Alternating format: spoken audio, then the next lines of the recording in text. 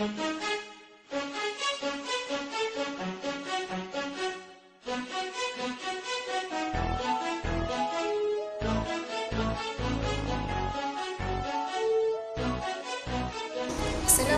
warahmatullahi wabarakatuh. Saya Farhana binti Ibrahim, A141749, Jabatan Pengajian Arab dan Tamadun Islam, akan membuat ulasan berkaitan tajuk artikel saya dari bawah subjek Sejarah Tamadun Islam Zaman Umawi dan Abbasi.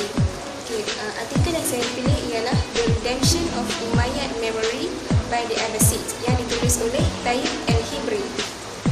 Sebagai pendahuluan, dinasti baru yang menggantikan dinasti terdahulu secara ganas dijangka membentangkan sejarah dengan cara yang tidak memihak kepada pihak yang kalah. Dinasti Abbasiyah tidak terkecuali.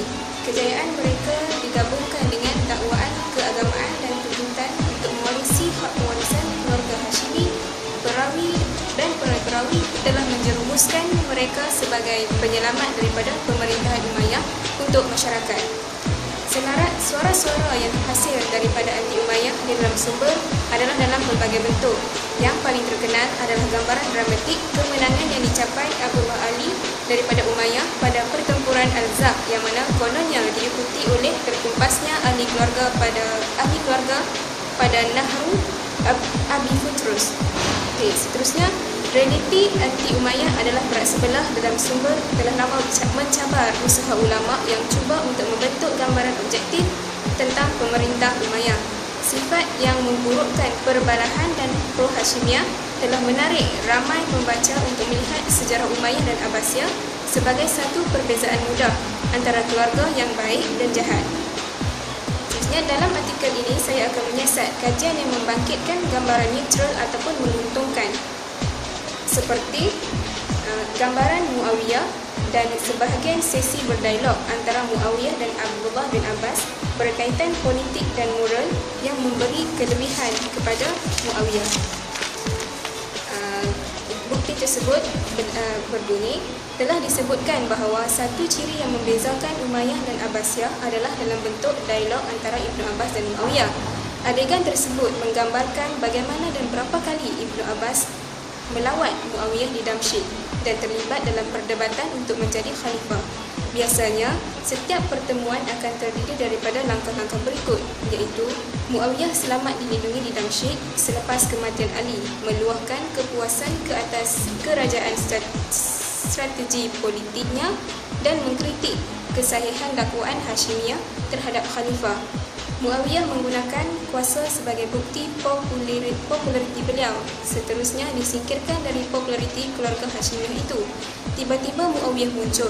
Sama ada beliau telah dimaklumkan tentang kata-kata Umayyah atau memang bertujuan melawat, beliau menunjukkan keyakinan di hadapan khalifah dan mula untuk bertindak balas terhadap dakwaan Umayyah. Sebagai moyang keluarga Abbasiyah dan penasihat Ali semasa perang saudara, Ibnu Abbas sesuai bertindak sebagai jurucakap Hashimi dan membayar keangkuhan Muawiyah. Sebagai pengkritik Umayyah pula, Ibnu Abbas memberi amaran secara tidak langsung dan tidak menyenangkan kepada Muawiyah yang beliau dikalahkan Abbasiyah. Muawiyah tetap mempamerkan kesabaran. Akhirnya, Umayyah mengakui keunggulan Hashimi terutamanya Abbasiyah. Kisah tersebut mendedahkan sikap Abbasiyah yang berbeza terhadap Umayyah dari apa yang pembaca harapkan. Apa yang dititik beratkan oleh penulis bukanlah Umayyah akan dikutuk pada akhirnya, tetapi bagaimana Ibnu Abbas dan Abbasiyah secara umum menunjukkan kehebatan mereka terhadap Umayyah. Bukti yang kedua adalah imej Muawiyah itu sendiri. Tradisi sejarah Muawiyah adalah luas dalam sumber-sumber Islam zaman pertengahan. Ia adalah perlu untuk mengkaji masalah-masalah yang unik antara Umayyah dan Abbasiyah dan untuk menjelaskan dengan terang sejarah berkaitan Muawiyah di luar akhbar ad-daulah. Khalifah Umayyah dianalisis melalui berbagai cara. Namun simpati yang diterima Muawiyah melalui sumber-sumber adalah berbagai dan ada sebahagiannya tidak masuk di akal. Namun penilaian tersebut tidak mengurangkan darjatnya sebagai tokoh sahabat terbilang, kerana Rasulullah SAW sendiri percaya beliau sebagai salah seorang penulis wahyu. Sebagai kesimpulannya, kajian ini menunjukkan bahawa Abbasiyah kekalkan beberapa aspek pentadbiran Umayyah dan tidak bermusuh dengan ahli keluarga Umayyah yang masih hidup. Kedua-duanya adalah khalifah dan sebagai sebuah keluarga kolektif.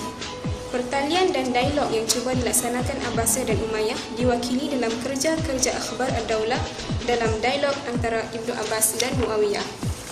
Untuk itu, sekian saja ulasan daripada artikel yang saya pilih pada kali ini. Sekian, terima kasih.